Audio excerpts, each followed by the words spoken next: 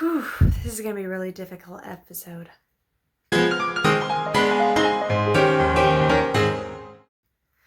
Hey guys, welcome back to another video. So glad you could make it today. Another day, another video, except for Sundays.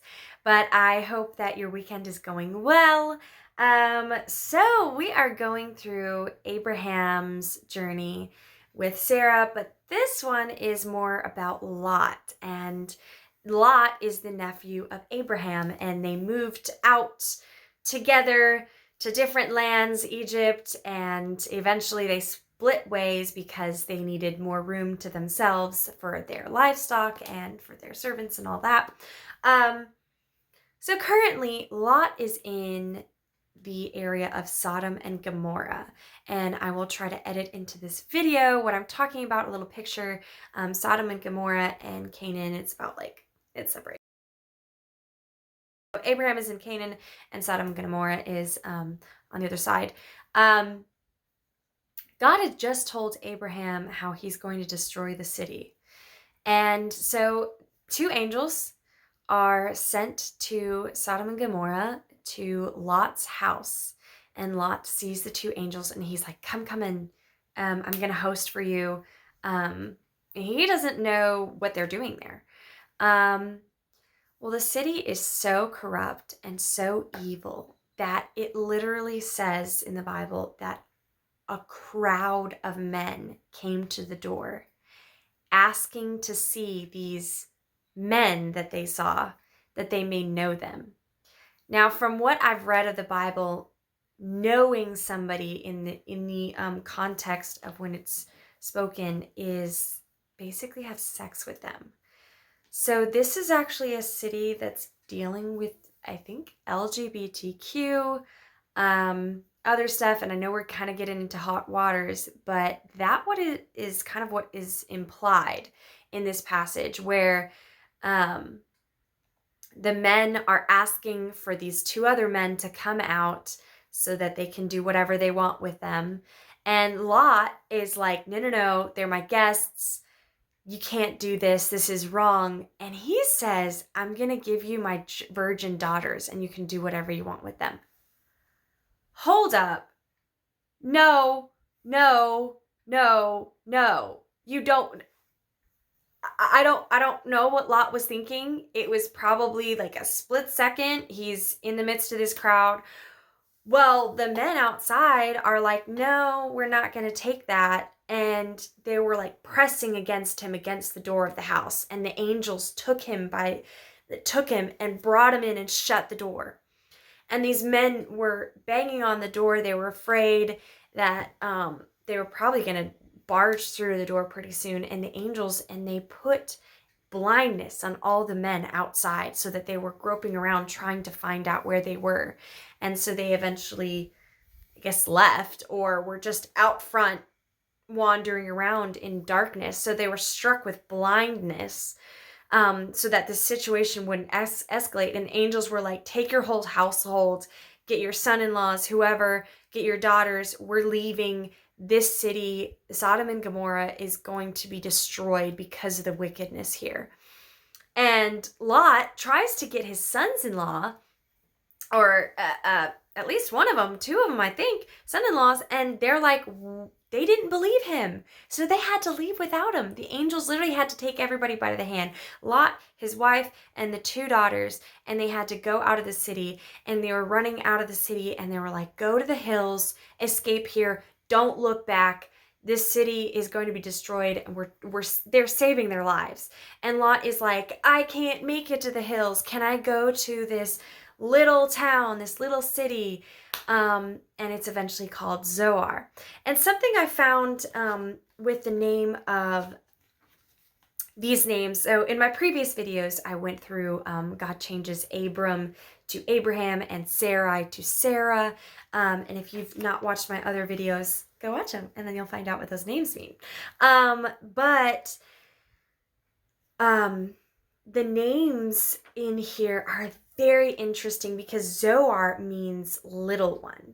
And so when Lot was talking about, can I just go to this little city, this little one city, this little whatever town, people that are there. And so it was then from then on called Zoar, little one, which is very interesting because Lot is talking about, can we just go over there where there's some sort of civilization, but it's tiny. And so that's how it got its name. And then Sodom means wickedness or corrupt place. Interesting. And Gomorrah means rebellious people. So in the name, we know what is going on with this city. And so let me go ahead and read the passage because it's a long passage. So we'll try to get through this pretty quickly. But I wanted to give you that context. But yeah, of course, I need to read it because it's better when it comes from the Bible itself. So we're in Genesis 20 now. God rescues Lot. The two angels came to Sodom in the evening, and Lot was sitting in the gate of Sodom. When Lot saw them, he rose to meet them and bowed himself with his face to the earth. And he said, "My lords, please turn aside to your servant's house and spend the night and wash your feet. Then you may rise up early and go on your way." They said, "No, we will spend the night in the town square." But he pressed them strongly, so they turned aside to him and entered his house, and he made them a feast and baked unleavened bread, and they ate. But before they lay down, the men of the city, the men of Sodom, both young and old, all the people to the last man, surrounded the house. And they called to Lot, "Where are the men who came to you tonight? Bring them out to us that we may know them." Lot went out to the men at the entrance, shut the door after him, and said, "I beg you, my brothers, do not act so wickedly. Behold, I have 2 daughters who have not known any man. Let me bring them out to you, and do to them as you please. Only do nothing to these men, for they have come under the shelter of my roof." But they said, "Stand back." And they said, "This fellow came to sojourn, and he has become the judge. Now we will deal worse with you than with them." Then they pressed hard against the man Lot and drew near to break the door down. But the men reached out their hands and brought Lot into the house with them and shut the door. And they were struck with blindness, the men who were at the entrance of the house, both small and great, so that they wore themselves out groping for the door. Wow, this is happening at once, and I can't imagine what Lot's wife and the daughters are thinking right now, and just the absolute wickedness and desperation that is happening right now. Lot desperate to try to protect his house, but at the same time desperate to try to figure out a situation, and then the men are like, "No." And then now they're up against Lot and trying to be like, do whatever they want with him. And thankfully the angels are there and bring him out. It's just, things are just escalating to this huge point. And then the men said to Lot, "Have you anyone else here, sons-in-law, sons, daughters, or anyone you have in the city? Bring them out of the place, for we are about to destroy this place, because the outcry against its people have become great before the Lord, and the Lord has sent us to destroy it." So Lot went out and said to his sons-in-law, who were to marry his daughters, "Up, get out of this place, for the Lord is about to destroy the city." But he seemed to his son-in-law to be jesting. They thought he was, it was just a laughing matter. As morning dawned, the angels urged Lot, saying, "Up, take your wife and your 2 daughters who are here, lest you be swept away in the punishment of the city." But he lingered. So the men seized him and his wife and his 2 daughters by the hand, the Lord being merciful to him. And they brought him out and set him outside the city. So it's almost like Lot is like, the whole house is like, we don't know what to do. They were not wanting to leave. And God had promised Abraham, he had promised him that he wouldn't destroy the city if there were just 10 people. But there's still less than 10 people. But he's still merciful and gracious enough to save Lot and his family and bring them out of that place before it's doomed to destruction.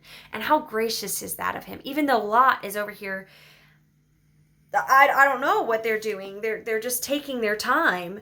And there's this urgency, and they need to get out of there. And I don't know if maybe it was possessions that they were like, we need to get everything together to leave. But they took them, and it says, the Lord being merciful to him, and they brought him out and set him outside the city.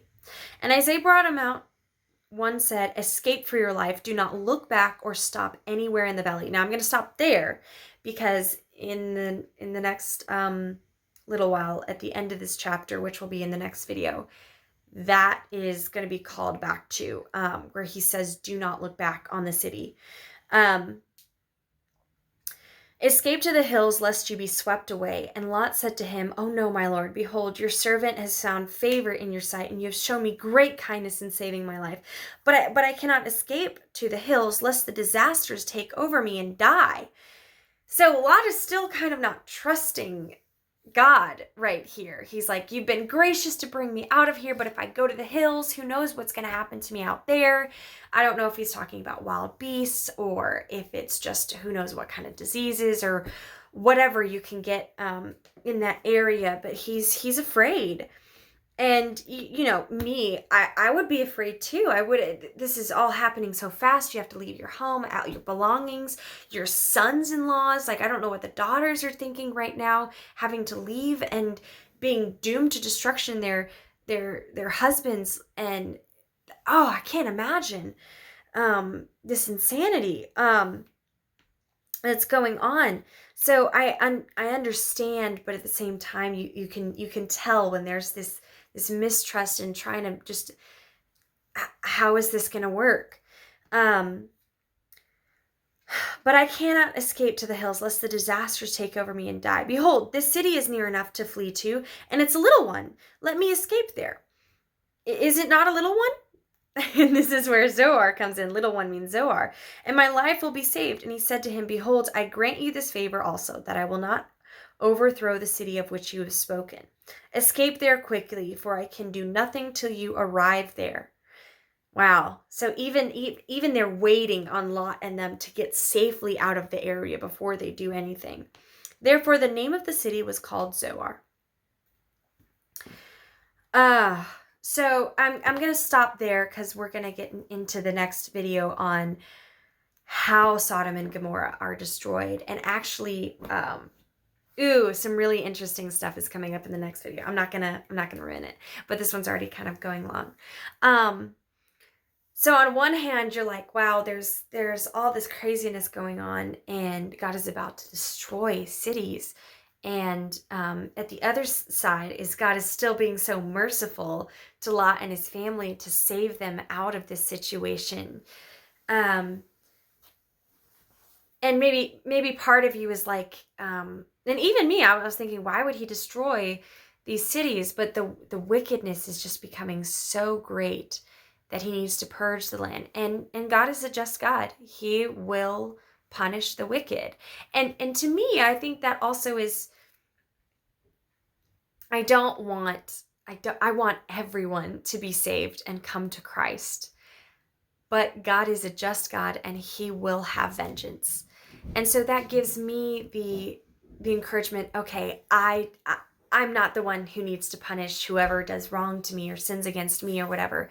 God is the judge, and at the end of the day, he will take care of it no matter what. But then God is still merciful, that when he calls you, when he gives you a promise and he calls you to something, he will take you and he will keep you safe from harm's way and from his judgment, because he hasn't judged Lot. He's not judging their family, and so he's bringing them out there because that's not the judgment he has for them.